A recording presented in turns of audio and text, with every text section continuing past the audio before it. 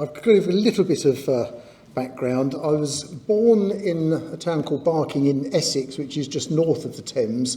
But we now live in Westgate-on-Sea, which is very near to Margate, probably more well known than Westgate. Came down to Westgate in, crumbs, when was it? 1967, I think it was, 67. Have sung in choirs, mostly at church, but also a local chamber choir and my father's choir ever since. So very experienced in the singing. I was married in 1984, which some people took as a bit of a sign, thanks to George Orwell, but we are still happily married. And we have one daughter, Ellie, who she hasn't taken after me as far as playing and composing, but she genuinely does have an absolutely beautiful voice, and that's not just me saying that. She actually, when the Thanet Chamber Choir sang the Requiem just earlier this year, she not only did the Pie Jesu solo, which was an alto solo, they're going down to a bottom G, I think it was, in the original arrangement, but she also sang the solo in one of Holst's psalm settings, which goes up to a top B flat. So she's got quite a good range, and I'm delighted that she enjoys her music. Two sisters. I did have a brother, and that's specific for what's coming up. Stuart used to be in a band in the 60s, originally called Easy Come Easy Go.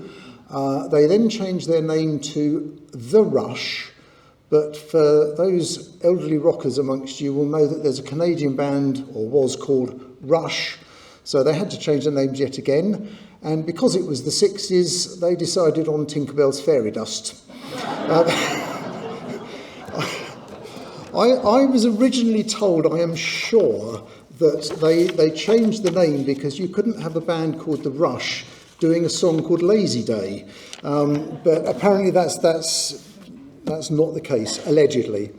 But Lazy Day was a hit for them. It was either late 60s or early 70s. About 10 years ago, we heard that my brother was not too well. He'd got taken into hospital. They thought he'd had a stroke. Unfortunately, because he'd been a smoker all his life, you can probably guess what was coming. He'd got lung cancer, which had gone to his back and to his brain. And he ended up having about 3 weeks to live. Now, I went up to the hospital on the day that he got this diagnosis. Obviously came back a little upset, and as I quite often did, sat at the organ and just noodled around, and I had this tune going through my mind of Lazy Day, and I ended up writing this memorial march, which I was absolutely honoured to play at his funeral. I also played it a few years later at Canterbury Cathedral after a service that the Thanet Chamber Choir sang. Our musical director asked me if I wanted to play the organ. Silly guy nearly had his conducting arm bitten off there. So you'll hear that it's quite a quiet start, and it builds up to very loud, and there was a lot of very loud at Canterbury Cathedral. So that's the memorial march. And then going back to inspirations from hymns, a setting of, or variation on the hymn tune Lord in Herrn, so praise to the Lord.